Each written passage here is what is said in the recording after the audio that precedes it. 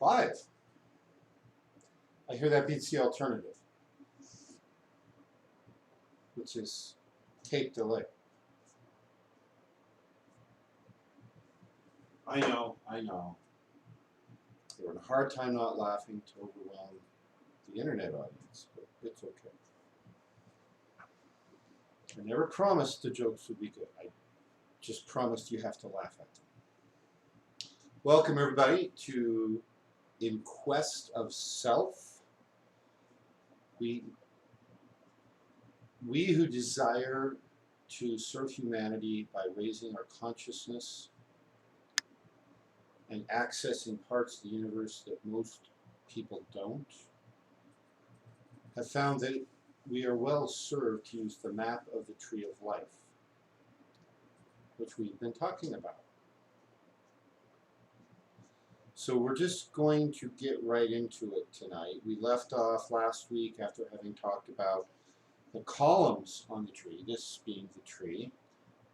We'll zoom in a bit. And we talked about some of the major macroscopic views of energy flow through the tree, how the tree fits onto us, which is like this. That meaning this is the right-hand column, this is the left-hand column, even when you turn it around and you look at it from the outside. This is still the right-hand column, that's still the left-hand column. And it's straightforward and easy to figure that out when you read all about each of the different Sephiroth and the paths and what they all do.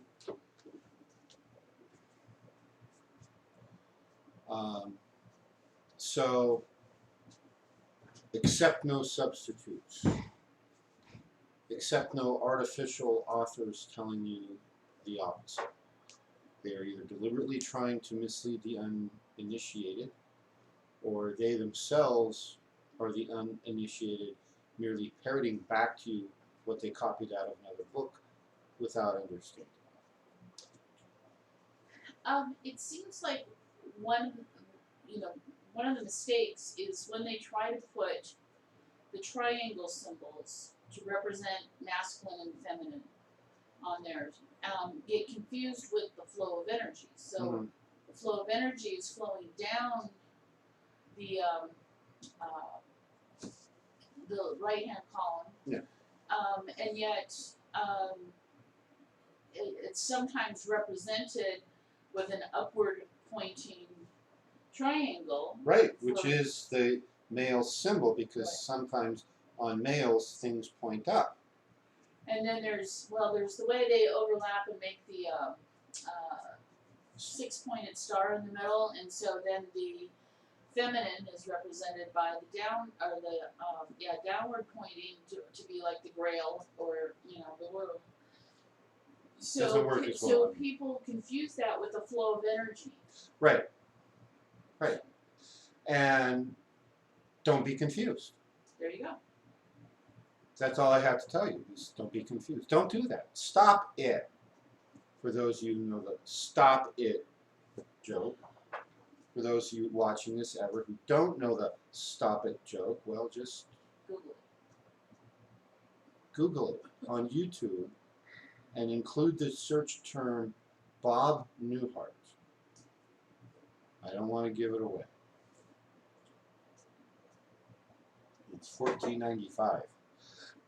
Nothing's free. So here's where we're going today. Is that visible? If we zoom in? You want it zoomed in? Yeah, let's zoom in. Why not? That way you don't have to look at me.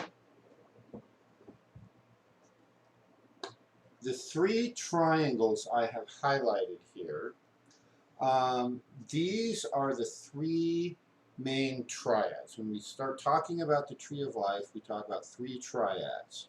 So we start, from our perspective, not that we're starting anything, down here in this lower sphere, which is called what? Good, Malkuth. Yes, you see you're learning. That homework I told you to do to draw the tree until you could do it accurately from memory and then identify all of the sephira, it's working. You got that one right. Yesod, Hod, and Nitzak, which I knew you would have known. I didn't even bother asking. These form a triangle here known as the astral triangle. The three in the middle with Tifereth, Geburah, and Hesed form what is known as the ethical triangle. And up at the top of the tree with Kether, Chokmah, and Binah, we have the supernal triangle. The three triads represent a lot of things, but mainly they represent a state of consciousness that you can attain when you start working with each of the sephira in here, whereas Yesod, being on the center pillar, the pillar of equilibrium, is considered a balance point, whereas Hod and Nitzak represent relatively opposite extremes.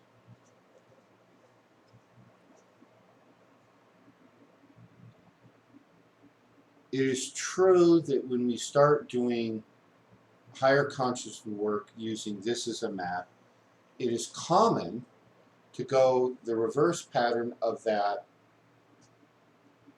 path of the flaming sword, the lightning bolt path I talked about, which takes you from Malkuth to Yesod to Hod and then to Nitzak.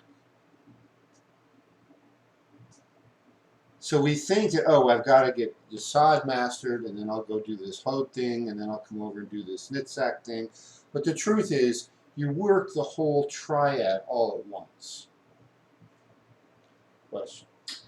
Maria asks, what do you mean by working with them? Ding, ding, ding.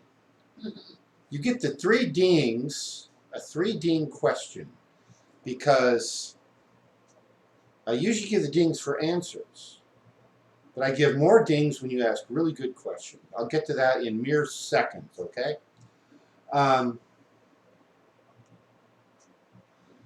Yesod represents the astral plane.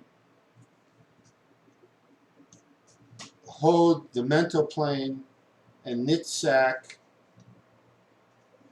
it's hard to describe.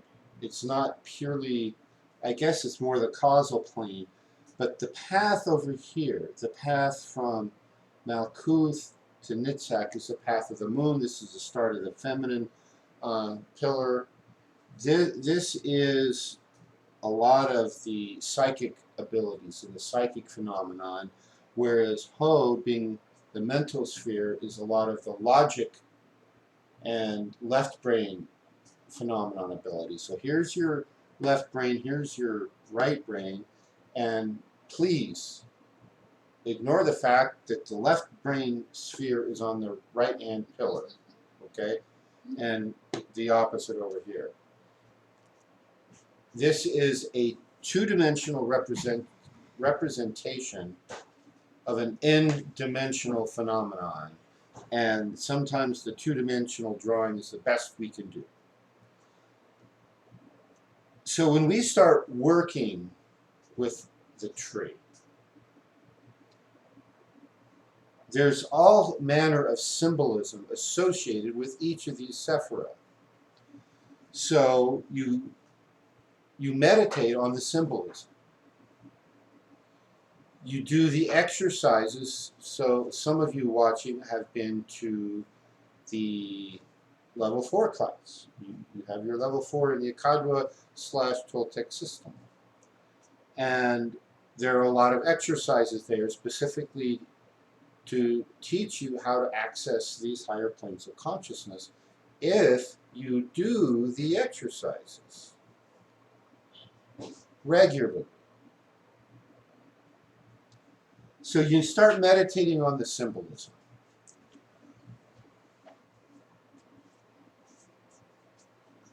we talked about the four worlds earlier, or the four suits of the Tarot that are associated with each of these Sephirah. So here in Yesod, that's the nines. So one by one, you can meditate on the Nine of Cups, the Nine of Wands, the Nine of Swords, and the Nine of the Coins, or the discs. And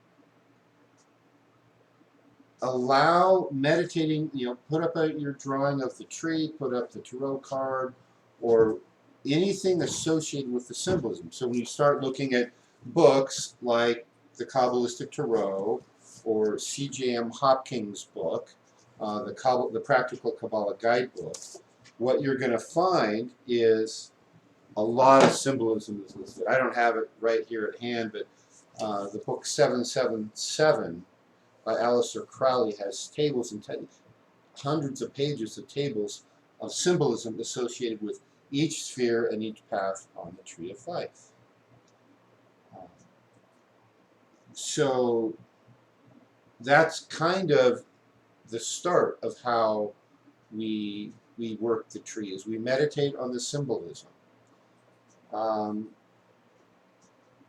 If you're naturally right-brained, over here, you need to do tasks, do skills associated with left brain. So one of the ones I keep encouraging some of you who are regulars, you're members of the school, or you follow along, if you know you're naturally right-brained and you know who you are, then you need to do some left-brain tasks like learn to play chess or any other logic activity. Take a class in a science or take a math class.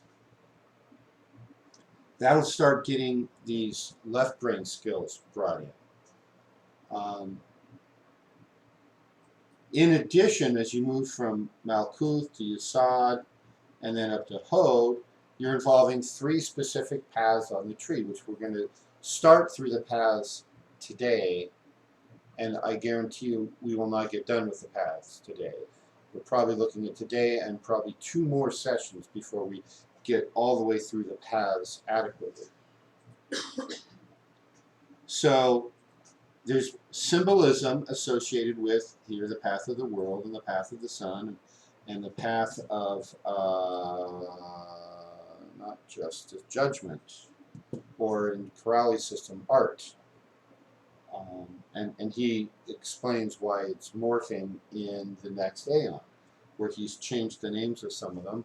Some of them I think were ready for his new symbolism, and I know there's a couple where we're not. And so I have people work with the older symbolism from the old Aeon just because it's what makes sense in a few instances. So that's the quick overview of how we start working with these. Very specific meditations. At the end of this series, one of the books that I know I've mentioned to some of you is called The Inner Guide Meditations. It's a series of meditations done in a very specific way that enhances your ability to connect with any one of the archetypes associated with the tree, of which there are 78 archetypes. We're gonna have to stop, and I'm gonna have to have you look at this because it won't go back to looking at you from this camera. I keep seeing things switch in the background, but it's not switching my pane. And Yvonne had mentioned that the sound was low. I did, move all of the volumes up. That's all that I thought I did. So I don't know why it's not clicking back and forth. Okay, let me come look. So pause. This is a good chance for you to go get your beverage and get the books and your journal that you left in the other room.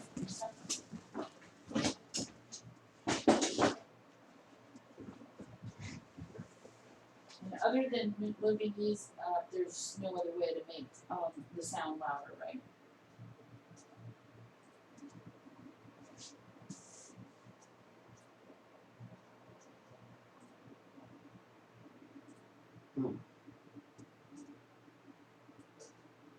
And I tried clicking it just in case there was something messed up with that screen and checking it here, but I don't see either way.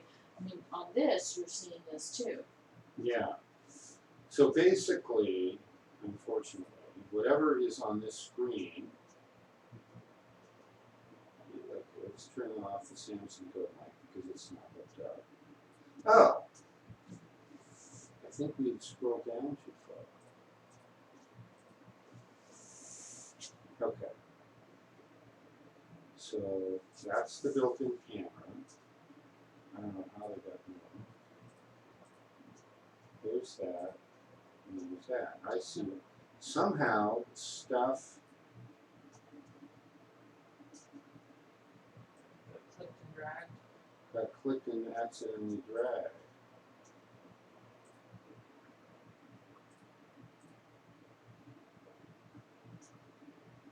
So is that the built-in camera? Okay, that's the built-in camera. That's that camera. So yeah, this got moved. I could have left it that way. But yeah, that way when we I go to didn't one, think it dragged anything. I thought it was just you know, other, it's other kind of than- sensitive. yeah. So okay. If So put it back on you because they've been looking at the chart now for a long time, and okay. they need to be able to see it. Okay, all right. So I think we're ready to go, and we don't have to stop the broadcast when we start. Yeah.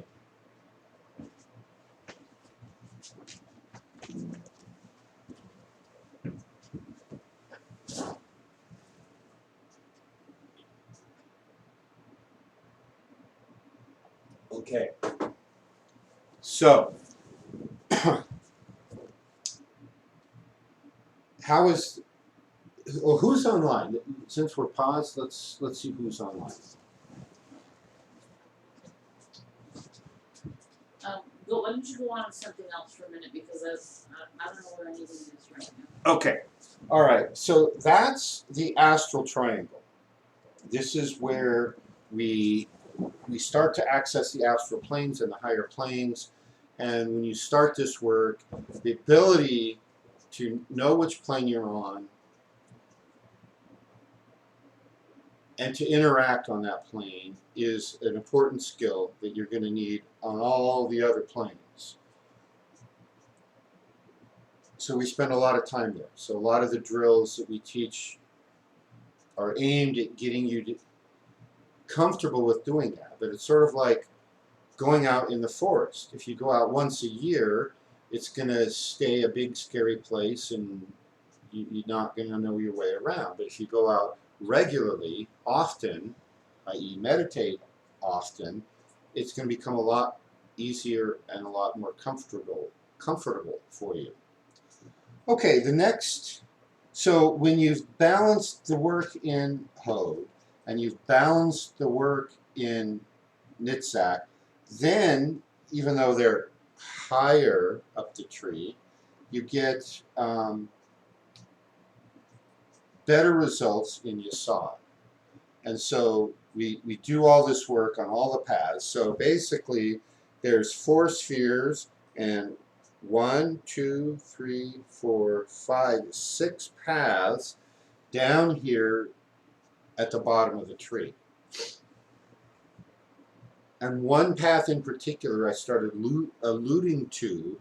It's a path from Hode to Nitzak that goes straight across. In the Kabbalah system, it's called the path of Pei, which means the mouth. In the Tarot, it's the tower, the major arcana card known as the tower. And that is the one that's depicted by the lightning bolt striking a tower, blowing it apart, people falling out, total chaos, which can be thought of primarily as the tearing down of your old world and the building and allowing the start of building up your new world. And it's really, if you go in order, it's the last path to complete your work down here at the bottom of the tree. And therefore, you have to tear down the old world before you start moving up the tree and working on your new world up here in the ethical triangle. Does that make sense? Okay. Do we know who's online? So Patty is with Hi, us, Patricia. and George, George, hello, my friend. and Maria, Ria, and Little Eagle, Little Eagle, and Mohadib, Wadib. and Dennis, Hi, Dennis. and William. William. Thank you all for tuning in. Any invisibles? Or can Yep. you tell? How many? Well, I don't remember how many I just told you there were, but there's 11 watching. But Wow. which might include me, I'm not sure. It includes us, but that was only about 7, so we've got a few invisibles. Welcome, invisibles. If you get a Google account or a YouTube account, and they're really the same, and then you log in, you can then actually chat and ask questions in the chat line. So if anybody is relatively new to YouTube. Any questions so far? Other than Maria's very good 3 ding question? No. Okay. So we move up. We've torn down our old world, and this is the point where a lot of people who are trying to do spiritual work, the higher work, yeah, they've done their horizontal work, they're ready, they start to go up, and things come apart. Their nice, safe, stable, comfortable world falls completely apart. We lose spouses, we lose houses, we lose jobs and careers, we lose a lot of friends. Our family might think we're nuts and everything seems chaotic, but it's like scraping the rust off something that you're trying to repaint, right? You gotta, if you paint over the rust, it all falls apart eventually. What you gotta do is you get all the old crud and clutter, burn off the dross, and then you can build something. Then you're ready to go up here to the ethical triad. So, really, everything I just told you about balancing the male aspects and the female aspects to produce something in the middle applies at all 3 triads. It's just at a higher frequency. So I'm going to start by talking about the sphere of Tiferet, which, as I mentioned, represents that Christ consciousness, that fully unified being. Our internal male half is balanced with our internal female half, and the being up here in the ethical triad, ethics, and not just knowing right from wrong, but living it becomes the key. You can't master the ethical triad ever if you're constantly scheming for ways of how to build people out of money, how to write contracts so that you can screw people over. You simply can't do that. If you're a doctor and you sell your soul to Big Pharma and you start pushing vaccines that you know are deadly, because, hey, you get a $40,000 bonus every year from each vaccine company if 2/3 of your patient base is fully vaccinated. That is incompatible with ethical triad work. This is Christ consciousness. So you want to know how to work on the ethical triad? WWJD. What would Jesus do? What would the Christ in you do? You're trying to be like him, right? That's what this work is about. That implies purity. It implies honesty and truthfulness and true respect and love for all of humanity. There's no room for racism in the ethical triangle. There's no room for discrimination. There's absolutely no room for anything that is not of the highest. That's the ethical triad. When you finally get up here to the top, which will probably be many years in the making, it's the same thing.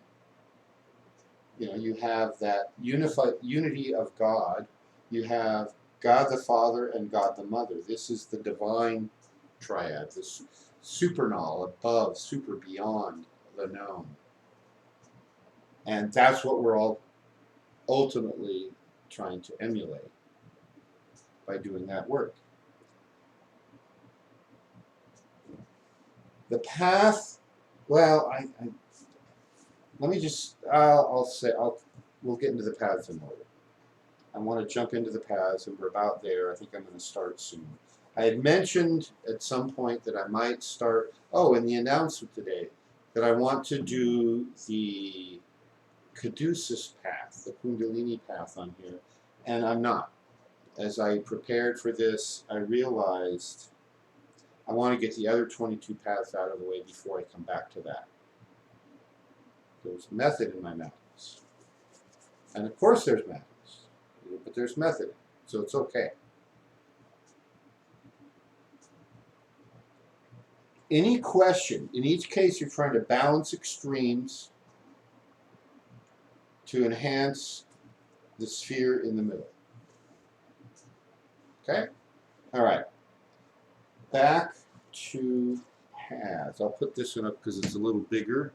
Or are you going to talk about working them? I'm going to start just going through the paths in order.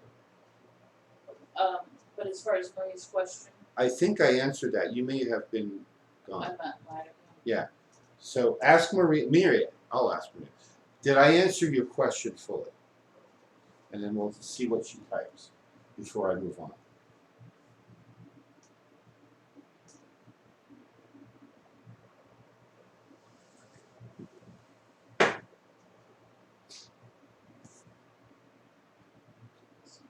Nothing from Maria. Okay. We'll assume that the question is answered. If it's not, jump in. Yes. It is. Groovy. Okay. All right. The next confusing thing about studying the Kabbalistic Tree of Life that we have to talk about, maybe I will come back to this because I can draw on this one, is how are the paths numbered? There's multiple naming systems and there's actually multiple numbering systems, and as long as you're consistent, everything works out. So there's 10 spheres and 22 paths for a total of 32. The number 32. 10 plus carry 18, 32. And you will sometimes hear that referred to as a 32 path system, even though the spheres technically aren't paths per se. But that you will find that nomenclature. And then with what you've been told about the, got a hair blowing in my face, and it's driving me nuts, about the 4 worlds overlaid on the 10 Sephiroth, you realize that there's really not 10 Sephiroth, there's really 40 Sephiroth. So now we're up to 40 and 22 would be a 62 path system, except there's 4 more aspects in each of the Sephiroth for the court cards. So really each of the 10 Sephiroth is 14. So we really have a 78 path system if you really want to. I was going to say in that Hopkins book, I think there's a picture of the lateral light in there. Right. Yeah, and there is. That, if you want me to switch cameras, that would be a good one to show them. Yeah, let me find it. I just had it, so. To kind of explain that you've got 4 of these complete trees overlapping each other. They're kind of small. Are they? Yeah. the ones I found so far. That one's probably the biggest. How's that? Pull it, come towards the camera a bit. So you can see there how these trees overlap each other and add more paths and stuff. Right. So it goes up beyond there. That the 78 path system is the simplified version. And if you think back a few weeks ago when I did the show on the four worlds, it is I show that there's at least 3 different ways of these four worlds interacting. So then if you're just going to number the 22 paths, I'm going to have to do this just to write 1, 2, 3, 4. I'm only going to go through there. 1, 2, 3, 4, and then they numbered in 5 and 6, 7 and 8, 9, and it basically starts numbering from 1, and then down here at the bottom is 22. Aleister Crowley, one of his great accomplishments was when he figured out that the numerology associated with this, and this is a level of detail we're not going to go into in this series, at least not right now.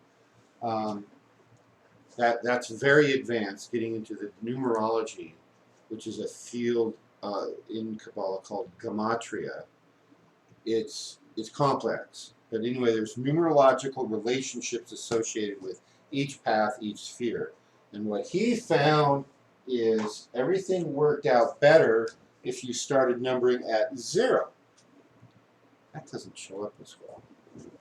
I'll use black.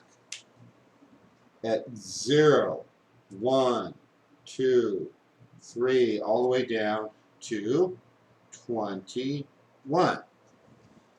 So 1 through 22 or 0 through 21, it's the same number of paths, but the numbering comes out better.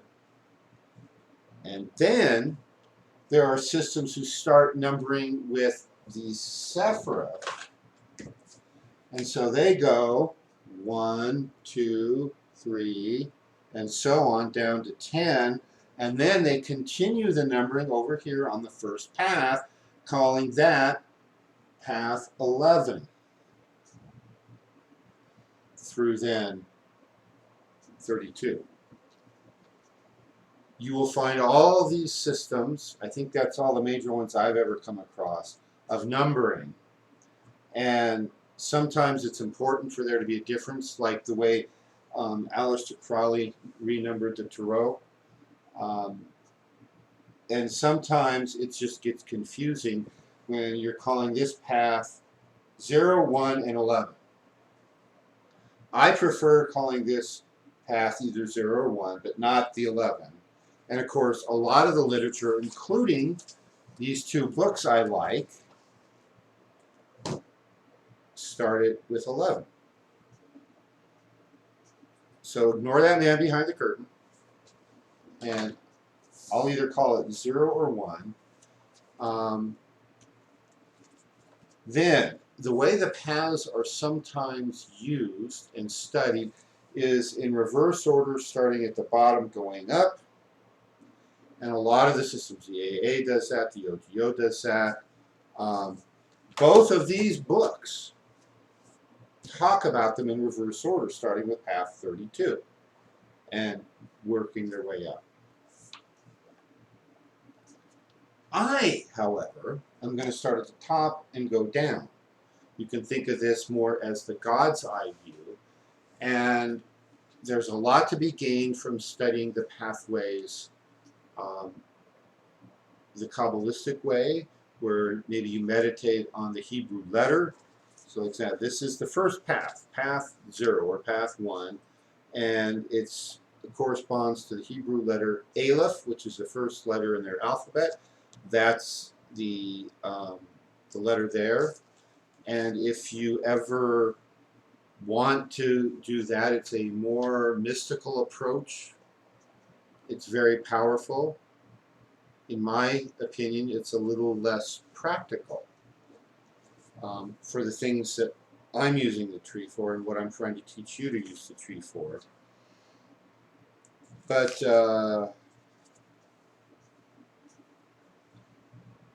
anyway, I lost my train of thought. I was thinking about this Hebrew letter. Each Hebrew letter, the number of strokes, the shape of the strokes has meaning. There's a lot of other symbolism. So path number 1, Aleph, it means the ox. In some systems, they'll tell you it's the ox goad, the whip that guides the ox. The imagery associated with that is purity. It's leading the purity of God in Kether and moving down to Hokmah in the... You should show your other chart. Oh, on my other chart. Thank you. Here, from Kether down to Hokmah. So this path, there's this purity of energy, a purity of light. Bring my reading glasses. Means I have to squint and strain.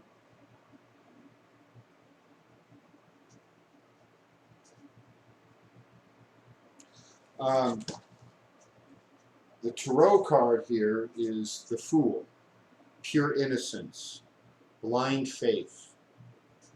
That's the concept that's carried in that card. And that's the energy of the current of this path of Aleph, or the ox. It's like starting a journey too. It's starting a journey, it's starting a lifetime or incarnation.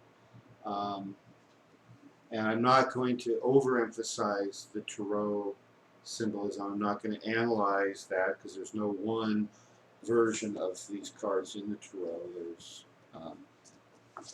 for example, in this book, the Robert Wang book, each path he shows 4 different tarot decks, what the imagery looks like. And then he has 5 pages of writing about this path from both the point of view of the Tree of Life and the point of view of the tarot. So pure innocence, pure energy, and a direct connection to God is what this represents. That tells us that when we're born, we still have that direct connection to God until society muddles it all up and we lose it. Okay, path 2, running from Kether over to Binah, or as they describe in this book, stage 12. And they're using the add 10 to the numbers. You know what? I'm going to pause. I'm going to go retrieve my glasses, and it will help me. So I'll turn you over to lovely Oreo Goose to entertain you while I am gone.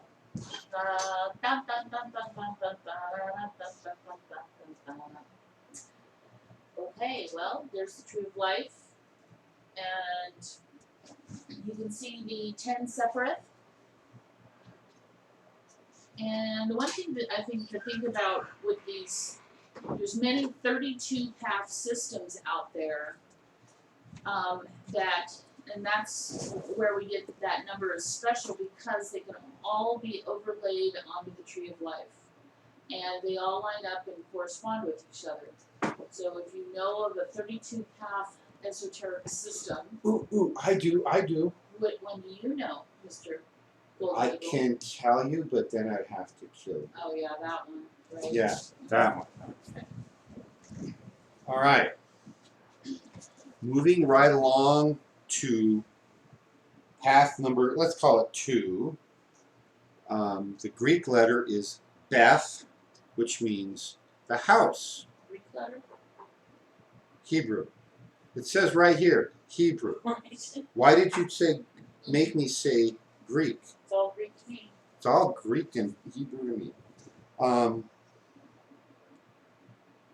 The tarot card is the magician. This is the person who has complete and total control of all the forces in their universe. Absolutely the opposite of the fool, who essentially has zero control over their universe, at least zero conscious control, and they're relying on that blind faith. Trust in God, the path will appear. The tarot cards usually show this young boy wandering along the top of a cliff, about ready to fall to his death, and a dog barking and nipping at his heels, and he's just whistling along oblivious to it. Whereas the magician is shown with his wand and his staff pointing at the earth, linking heaven and earth, and total mastery, total control of everything. So this is the path linked with the clairvoyant. Consciousness is beyond time when you master this path. Any glimpse into this level of reality is going to show past, present, and future as one eternal now. That sounds kind of good. Can't wait to get there. Path 3 is this path here. And oh, do we have a lot to talk about this path. I think we may end up having to talk a little about the abyss tonight. Any questions, just type them in and the lovely Aurea Luce will relay them to me. This path, path number 3, is known in the Hebrew language as Gimel, roughly corresponding to our letter G. Gimel means the camel. We've all heard the expression, it's easier for a camel to pass through the eye of a needle than for a rich man to get into heaven. Somebody famous said that, I think.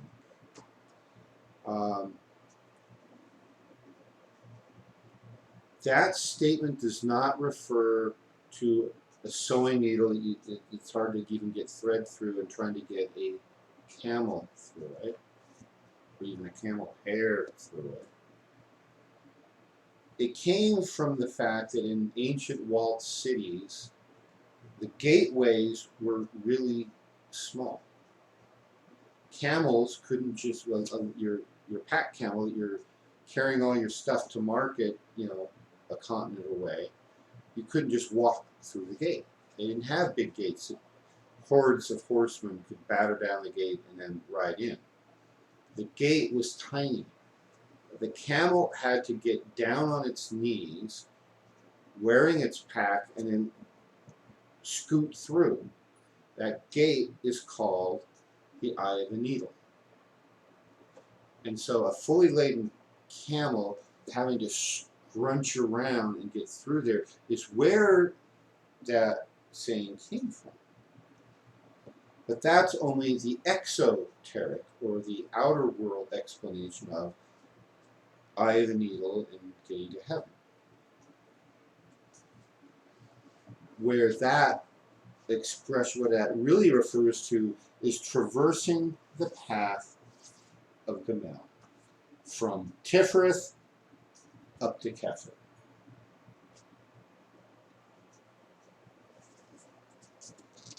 And my fancy dancy eraser.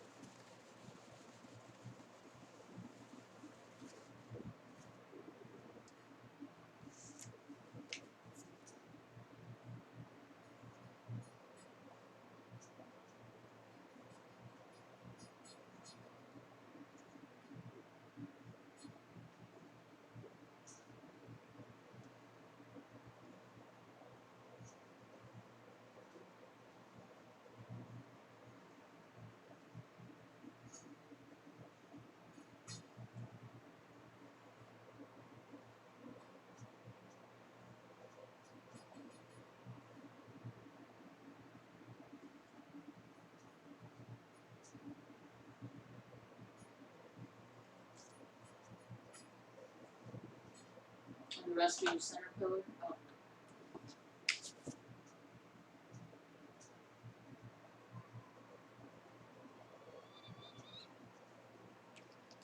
Different color. And I think then,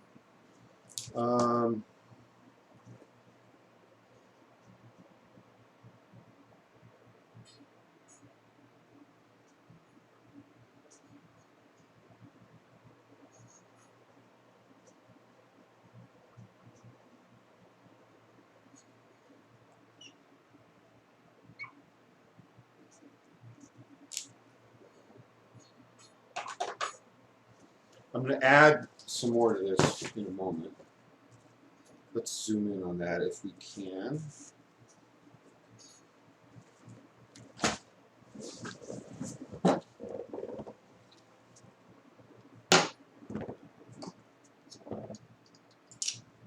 So the orange pathway shown here is the path of Gamel, the camel. What do camels do? They cross deserts. They're a desert animal. They can go miles and miles and days and weeks without water. And they're strong, they have endurance. What I've shown in green is when you draw the tree like this, it's a void, right? Right in here, the abyss, there's nothing there. And you got the paths cutting through, but you look at that and you go, there ought to be another Sephirah right there. And I've shown it over here, but I haven't given it a name, right?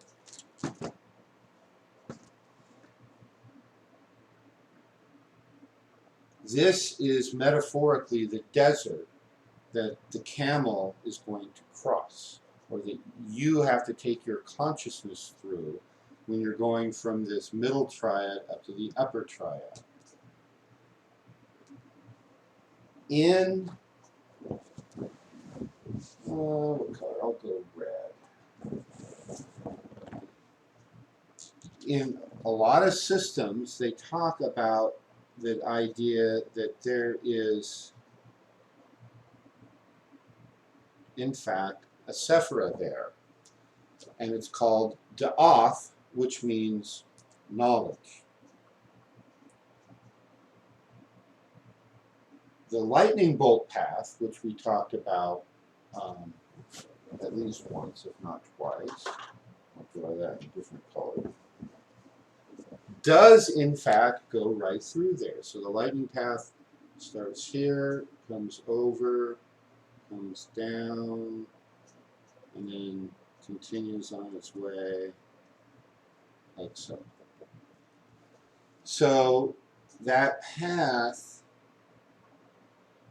is in fact going right through the intersection, or Da'ath rather, is right at the intersection of where the lightning bolt path of creation and the path of Gamel would intersect. So what is the abyss? What is Da'ath? And how do you cross the abyss with on this path of Gamel? You could think of that as the ultimate Zen koan. This conundrum or problem they give you in Zen specifically to start to put cracks in your rational mind so that if you get the answer, you can only get it by being non-rational, non-logical, non-world-based. You have to meditate on it with sincerity and intent to understand and accept the higher level understanding. So, crossing the abyss with your consciousness and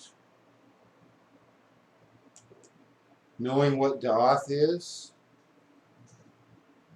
that's some of the highest level work that anyone can do. So that's really what I had to say about Gamel. Any comments or questions? I guess the one thing that I would say about the abyss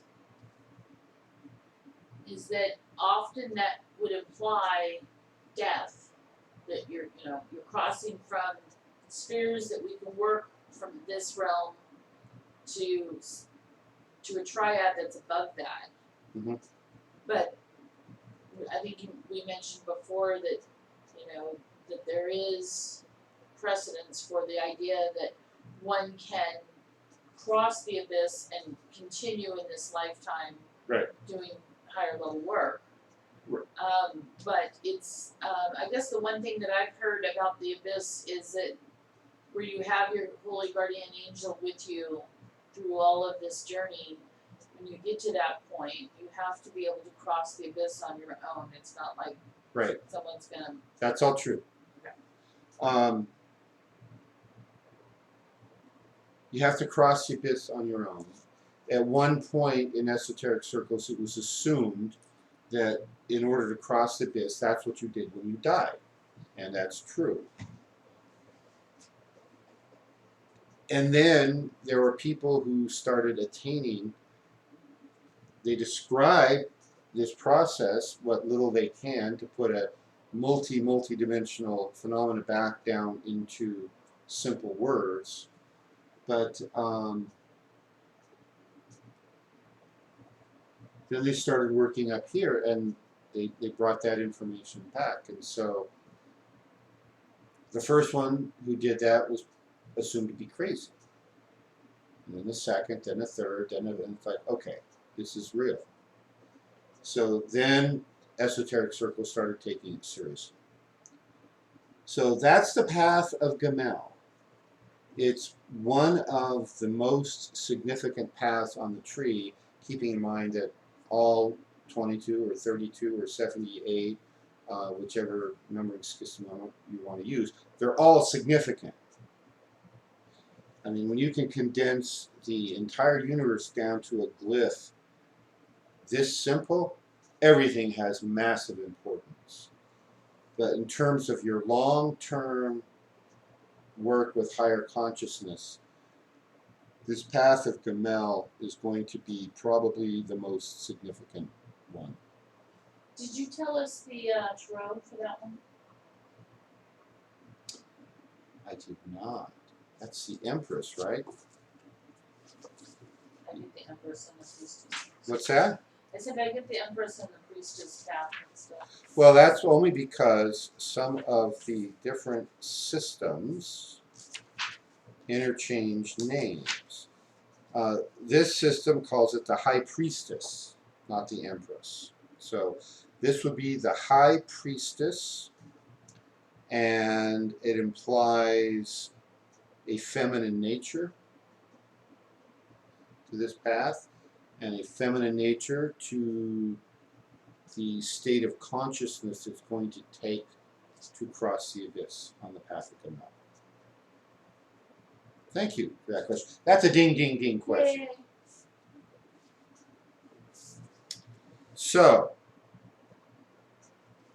in the interest of time, I'm going to stop here. We made it through 3 paths. I told you that I promised we wouldn't get through them all tonight, and we have not, and we will not. I'm stopping a little earlier than normal because I have to finish packing to get out the door. And I'm not done. But continue your work. Now, speaking of continuing your work, there will not be a Toltec Discussions with Golden Eagle next week because I'm going to be involved in a class that's multi-days long, and I don't have the opportunity to broadcast next Monday night. The following Monday is, I don't know. So we'll see. There may be a class, there may not be a class, but there won't be one next week, that I promise. Any other questions or comments coming online? Well, 2 things. One is there's a fall newsletter coming out of events that are coming up, and I don't know if you want to mention anything about the Avatar thing. Oh, thank you. There is a major international event taking place here in Mount Shasta at the end of September, so a little over a month from now. And that event is called Avatars of the Earth. It's organized by a being known as Tracy Ash, who is English and does not have an English accent. I've spoken to her before when she asked me to participate, and so Oria and I will be co-presenters, and we're speaking every day. I think one I do alone, and then two we do together. So it's here at Mount Shasta. So if you're interested, hit us up online. Go on Facebook. You can type in Avatars of the Earth Mount Shasta. You'll be inundated, no doubt, with all her advertisements. There's, I don't even know how many people speaking each day. It's a big event, lots of people. So we are always looking for assistance with our little booth. And we are looking for you to come and learn and help raise the consciousness of the planet. I guess that was it. So, well, Melody just got here, but we're leaving Melody. And, Hi, Melody. And let's see. Well, that's a personal question from Mohawk Dave, and I'll send her an email. Okay. Alrighty. So if you just got here, I'm sorry, but we have to stop early tonight. And so as soon as we log off, there should be something you could click on to watch. And the second hour you would have been listening to me talk. You can watch the replay and listen to me talk. So your next hour is exactly what you thought it was going to be. All right. Do good, avoid evil, everybody. We're moving on. Move